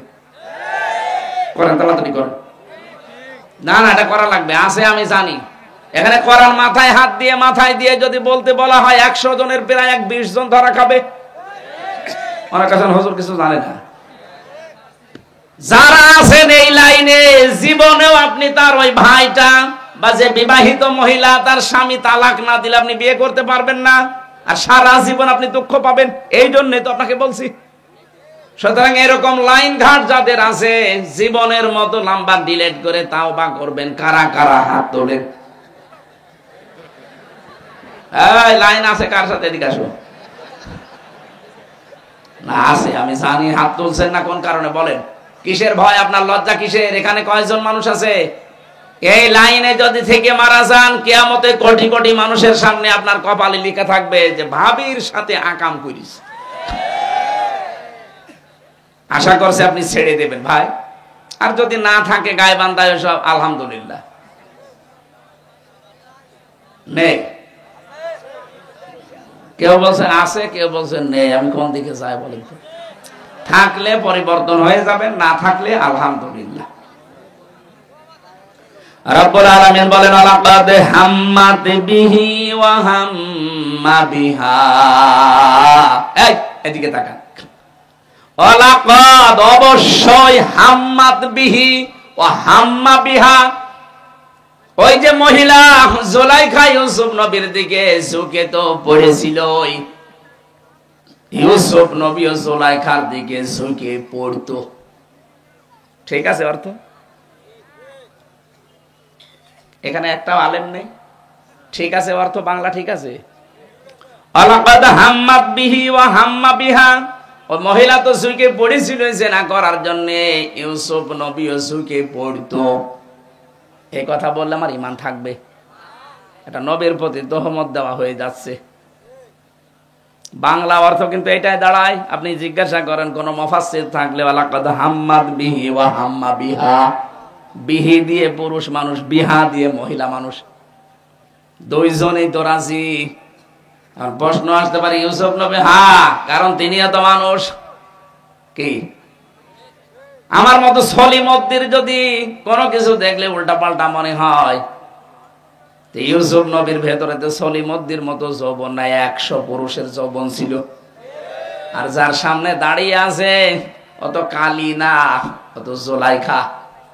বিশ্বের সুন্দরী মহিলাদের ভেতরে সে একজন। তাও পোশাক পরে দাঁড়িয়ে থাকলে তো হয় পুরা উলঙ্গ হয়ে দাঁড়িয়ে আছে। বলেন এ কঠিন পরিস্থিতিতে নিজের যৌবনকে চাপ দিয়ে রাখা কত কঠিন পরিস্থিতি ছিল। আল্লাহ পাক বলেন, হ্যাঁ, দুইজনে কিন্তু ঝুঁকে পড়েছিল।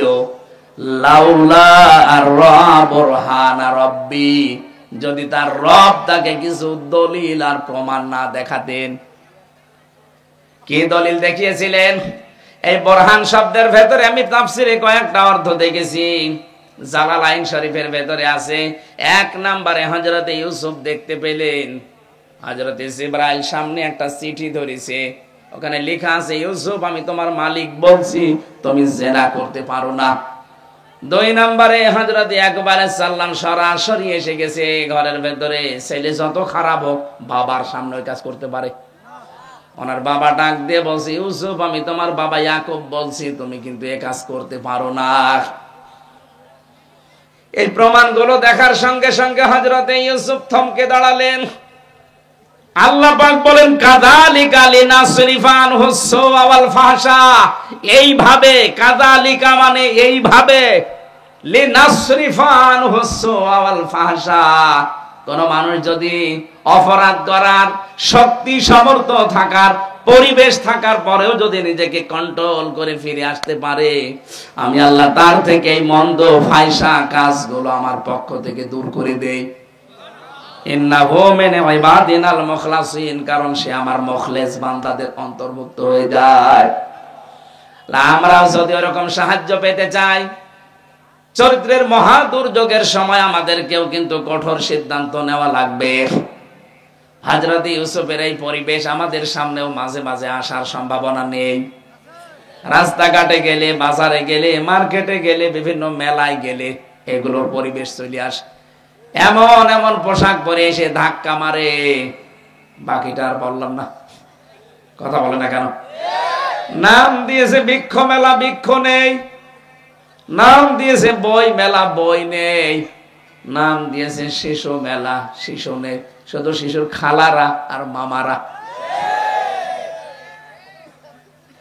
এরকম পরিস্থিতি সব জায়গায় কিন্তু এখন তৈরি হয়ে যাচ্ছে। আমাদেরকে ইউসুফ নবীর মতো চরিত্রের এই মহা দুর্যোগে মোকাবেলা করা লাগবে। তাহলে বাকিটা আমার আল্লাহর প্রতি ছেড়ে দিলে উনি আমাদেরকে বাঁচাবেন। কারণ জেনা থেকে বাঁচা এই জামানায় কখনোই সম্ভব না আল্লাহর রহমত ছাড়া। আল্লাহ পাক বলেন, আস্তাবাকাল বাবা ওয়া কাদ্দাত কামিসাহু মিন দুবুরিন ওয়া আলফায়া সাইয়্যিদাহা লাদাল বাব। দুইজনে দৌড় দিয়েছে। হযরত ইউসুফ যখন দেখলেন একজন ফেরেশতা সামনে চিঠি নিয়ে দাঁড়িয়ে আছে, লেখা আছে, ইউসুফ আমি তোমার মালিক বলছি, তুমি কিন্তু জিনা করতে পারো না। তিনি যখন থমকে দাঁড়িয়েছে, ঠিক ওই সময় আল্লাহ পাক জিবরাইলকে দিয়ে কানের কাছে ওহী পাঠালেন, শুধু আপনি সামনে যেতে বলেন, বাকি যা করা আমার আল্লাহর কুদরত করবে। উনি প্রথম দরজার কাছে গেছে। তাফসিরে মুফাসসির লিখেছেন, প্রথম দরজার কাছে যাবার পরে দরজা খোলে নাই, ওই অবস্থায় ছিল। জুলাইখা চিন্তা করছে, কই আমার কথা না শুনে দৌড় দিয়েছে, ধরতে গেছে, যেই কাছাকাছি গিয়ে তখন দরজা খুলে গেছে। উনি প্রথম দরজা খোলা পেয়ে দিয়েছে, দৌড় পেছন দিক থেকে জামা টেনে ধরেছিল, জামা ছিঁড়ে গেছে, এরপরও ধরতে পারে নাই। 7টা 10টা পর্যন্ত দরজার নাম পেয়েছি। 10টা দরজা পার হয়ে শেষ নাম্বার দরজায় যে দেখে স্বামী দাঁড়ানো। হযরত ইউসুফের জামা ছেঁড়া, আর জুলাইখার শরীরে এক বিন্দু কোনো পোশাক নেই। ডাক দিয়ে বলে, কি অবস্থা? কথা বলার আগেই জুলাইখা কেঁদে ফেলেছে। এখান থেকে একটা শিক্ষা পাওয়া যায়, এই যে কথা বলার আগেই যারা কেঁদে ফেলে এরা কিন্তু জুলাইখার উত্তরসূরি। এই জন্য আল্লাহ জুলাইখার নামে একটা আয়াত নাযিল করতে গিয়ে বলেছেন, এই যে আয়াতটা, ইন্না কাইদাকুন্না আযীম। আল্লাহ পাক তো ইন্না কাইদি দিত বা কায়দা কুন্নি দিত, কা দিত, কি দিত, কি দিলে অর্থ হয়ে যেত, ইন্না কায়দা কি দিলে অর্থ হয়ে যেত। আল্লাহ কে না দিয়ে কোন না দিলেন বহু বচন, কেন এক বচন না দিয়ে? কাজটা তো এক মহিলা ঘটিয়েছে। আল্লাহ জানাতে চেয়েছেন কিয়ামত পর্যন্ত জুলাইখার মতো বহু ষড়যন্ত্রকারী মহিলা আসবে, যারা দেনার তহমত পর্যন্ত পুরুষ মানুষের চরিত্রে তারা দেবে। তার ভেতরে মনে হয় আমাদের দেশে আল্লাহ একটা পাঠিয়েছিলেন। কথা বলে না কেন? যে মানুষটা সংসদে দাঁড়িয়ে মাওলানা মামুনুল হকের বিরুদ্ধে জেনার তহমত প্রকাশ্যে বলতে পারে, আরে ভাই ওটা তার নিজের স্ত্রী ছিল, বিবাহিত, আমার তাহলে 3 বছর তার সাক্ষাৎ, 3 বছর। আপনার মতো সে জেনাকার নাকি? আপনার জীবনের চরিত্রের কোনো গ্যারান্টি নেই। আর তার বাবার দিকে তাকান, তার নিজের দিকেও তাকান। লোকটার সাথে 3 বছর থেকে তার যে আমল, তার যে আখলাক, বিশেষ করে তার যে তাওয়াক্কুল আল্লাহর প্রতি আমি দেখেছি, ইবাদতের মাত্রা, আপনি ধারে কাছেও যেতে পারবেন না। আর আন্দাজে সংসদে দাঁড়িয়ে বলে দিলেন যে একটা পার্লারের মেয়ে লোক নিয়ে আনন্দ ফুর্তি করতে গিয়ে ধরা পড়েছে। আপনি মানুষ?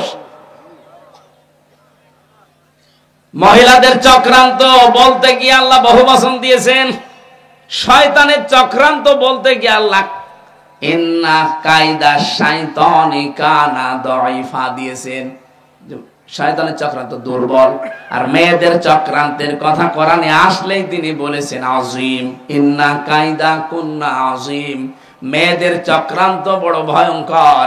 এক চক্রান্তে নবী ইউসুফের মতো মানুষ 10 বছর জেল খেটেছে। আর এক চক্রান্তে আমাদের এদেশের আলেম ওলামারা অনেকে 3-4 বছর, 5 বছর, 10 বছর জেল খাটতেছে। সব চক্রান্ত মেয়ে লোকের। আপনি কোর্টে যান, থানায় যান, আদালতে যান, 100টার আমার মনে হয় কমপক্ষে 80টা মামলা মেয়ে লোক নিয়ে। নবীজি বলেন আমি ইন্তেকাল করে চলে গেলাম, কিন্তু আমার উম্মতের জন্য মেয়ে লোকের মতো এরকম ভয়ঙ্কর ফিতনা আর রেখে গেলাম না। এটা কিন্তু আসলে একটা ফিতনা। কি কথা বলেন না কেন?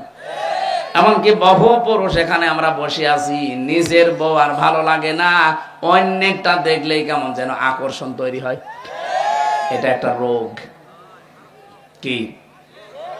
এই রোগ থেকে মুক্তি পাওয়ার জন্য মাত্র 15 দিন, মাত্র 15 দিন কোন মেয়ে লোকের দিকে চোখ পড়ে গেলে সঙ্গে সঙ্গে নিম্নগামী করবেন, মন চাইলেও নিচু করবেন। আর লজ্জাস্থানটা হেফাজত করে রাখেন। 15 দিন পরে দেখবেন নিজের স্ত্রীর প্রতি আকর্ষণ, চাহিদা বাড়তেছে। অন্য মহিলা দেখলে আপনার মনের ভিতরে কেমন যেন রাগ হচ্ছে। আমি জানি এটা আপনি করবেন না। এখন যতই ওয়াজ করে ছেড়ে দিলে রাস্তায় যদি পরিমনের মতো কাউকে পায়, বলে আগে আল্লাহর নামে দেখে নেই, পরে আমি তওবা করে নেব। কথা বলছেন না? না। হযরতে ইউসুফ নবী ডাক দিয়ে বললেন, বাদশা আমার কোনো দোষ নেই, আপনার স্ত্রীর দোষ। সে আমাকে ফুসলিয়ে পর্যন্ত এনেছে। মেয়েদের চক্রান্ত কত নিচে নামতে পারে 3-4 আয়াত তার প্রমাণ। ইউসুফ নবীর মতো এত বড় নিষ্পাপ মানুষকে পর্যন্ত সে জিনার তহমত পর্যন্ত দিয়ে 1 দিন 2 দিন না 10 বছর জেলের ভেতরে রেখেছে। আর প্রতিনিয়ত সে জেলখানায় ইউসুফ নবীকে মানুষ দিয়ে পিটাতো। আমার তো মনে হচ্ছে এই 15.5 বছরে অনেককে জেলখানায় দিয়ে সিসি ক্যামেরা লাগিয়ে দেখতো যে কার সাথে কি আচরণ করা হচ্ছে। আমি তো নিজেই দেখলাম সিসি ক্যামেরা লাগানো আমার ঘরে, মামুনুল হকের ঘরে, ওই যে গিয়াসউদ্দিন মামুন ভাইয়ের ঘরে লাগিয়ে আছে। উনি বসে বসে ওখান থেকে দেখে। এমনকি জেলখানায় এসে মেজর হোদাকে পর্যন্ত নিজের প্রতিশোধ নিতে গিয়ে জবাই পর্যন্ত করেছে। ভিডিও এখন ফাঁস হয়ে যাচ্ছে সব। আমরা এখান থেকে শিক্ষা নেব। এই জরজার মোল্লকদার এটা ওই জামানায় ছিল যে ইউসুফ নবী বলে, যে ইউসুফ নবীর কথা গ্রান্টেড না। মহিলা যেই কাটাকাটি করে বলছে আপনি বাড়ি নেই, আপনার স্ত্রীর সাথে এই কাজ করেছে একটা গোলাম, এর শাস্তি হয় কঠিন দেবেন না জেলখানায় দেবেন। কত কিছু সাক্ষী ইউসুফ নবীর পক্ষে ছিল, একটাও মানলো না। ঠিক আছে 10 বছর জেল দিয়ে দিলাম, যান। জরজার মোল্লকদার, জরজার আরো জোরে বলেন। আমাদের দেশে এইটাই কায়েম ছিল এতদিন। আমি নিজেও তো জীবনে দেখলাম জোরজার মোল্লকদার। আমার পক্ষে কেউ সাক্ষী দিতেও রাজি না, এর পক্ষে নিজেরা বানিয়ে বানিয়ে সাক্ষী দেবে, তারপরও তারা রাজি হয়নি। এরপরও কি অদৃশ্য ইশারায় আমারে বন্দী করে রেখে দিল 3 বছর। 3টা বছর জীবন থেকে আপনি কেড়ে নিলেন। হাজার হাজার মানুষে যে 1,10,000-এর মতো মানুষ জেলখানায় ছিল, হিসাব নিকাশ করে দেখতে পাওয়া যায় 100 জনের আমার মনে হয় 80,000 মানুষই কিছু জানে না। কিছু অপরাধী আছে হালকা। এই জন্য আদল আমাদের সৃষ্টি জগতের যারা আসল আল্লাহর সৃষ্টি মানুষ, এদের সাথে হয় না। বাকি যে মাখলুকাত গুলো আছে তাদের সাথে সৃষ্টির আদল কিছুই নেই। আন্দাজে গাছের পাতা ছেড়ে আল গল্প করে আর বাদাম খায়। পাতা কি তোর বাবার? ওটা তো কাঁচা পাতা, জিকির করছিল আল্লাহর, ছিঁড়ে ফেলে দিলে জিকির বন্ধ হয়ে গেল। সব জায়গায় আদল আছে, ইনসাফ আছে। আল্লাহ রাব্বুল আলামিন দুনিয়ায় যে বৈষম্য বিরোধী আন্দোলন ছাত্র যারা করেছিল, ছাত্র আন্দোলনের প্রথম এইটা ছিল ন্যায় বিচার কায়েম করতে চাই। আল্লাহ আমাদেরকে এই নির্দেশ দিয়েছেন, আমরাও এর পক্ষে থাকবো ইনশাআল্লাহ। আমি আর আজকে পারছি না, আল্লাহুম্মা আমিন। লা হাওলা ওয়ালা কুওয়াতা ইল্লা বিল্লাহিল আলিয়্যিল আযীম। আল্লাহুম্মা ইগফিরলি ওয়ারহামনি ওয়াহদিনি ওয়াফিনি ওয়ারযুকনি ইয়া রাব্বাল আলামিন। আল্লাহ তাআলা এই বিশাল আয়োজনে যারা শ্রম দিল এদেরকে কবুল করে নাও। আগামীতে অনুষ্ঠানটা কোরআনের প্রচারে আরো বিশাল আকারে মঞ্জুর করো। মাহফিলের প্রধান অতিথি অধ্যাপক আমিনুল ইসলাম, ডাক্তার আব্দুর রহিম সরকার ভাই সহ যত অতিথিবৃন্দ এখানে এসেছে, এদেরকে তুমি দ্বীনের জন্য মঞ্জুর করে দাও। রব্বুল আলামিন কোরআনে কারীম থেকে যেই কয়টা কথা শুনেছি জীবনে মেনে চলার মতো যোগ্যতা আমাদেরকে দান করো। মা বোনদেরকে তুমি কবুল করো, পর্দায় থাকার তৌফিক দাও। আল্লাহ তাআলা, আমার শরীরটা স্বাভাবিক হচ্ছে না, বারবার তোমার কাছে ধর্ণা দেই, আল্লাহ তুমি আমাকে আগের অবস্থায় ফিরিয়ে দাও। কে খাওয়িয়েছে ওরা জেলখানায় আমি জানি না, আল্লাহ আমার শরীরটা ভেঙে গেছে একেবারে। কথা বললেই বুকে ব্যথা করে, কথা বললেই কণ্ঠে ব্যথা করে। তোমার কাছে আমি সাহায্য চাই, আমাদের জাতির পিতা ইব্রাহিম নবীর মতো, ওয়াইদা মারিদতু ফাহুয়া ইয়াশফিন, আমি যখন অসুস্থ হই তুমি তোমাকে শিফা দাও। আল্লাহ মেহেরবানি করে আমার কণ্ঠটা, আমার শরীরটা তুমি আগের অবস্থায় ফিরিয়ে দাও। আল্লাহুম্মা গফিরলি ওয়ারহামনি ওয়াহদিনি ওয়াফিনি ওয়ারযুকনি ইয়া রাব্বাল আলামিন। এই মাহফিলের বরেণ্য সদস্য যারা আছে আল্লাহ এদেরকে তুমি দ্বীনের জন্য মঞ্জুর করো। এলাকায় মাটির নিচে যারা আছে কোরআনের জন্য তাদেরকে মাফ করে দাও। ডাক্তার সোনা ভাইকে তুমি কবুল করো। কত মানুষ এই মাহফিলের জন্য শ্রম দিয়েছে, যে যেভাবে এগিয়ে এসেছে আল্লাহ তোমার রহমত তার দিকে এগিয়ে দাও। আলহামদুলিল্লাহি রাব্বিল আলামিন, লা ইলাহা ইল্লাল্লাহু মুহাম্মাদুর রাসূলুল্লাহ।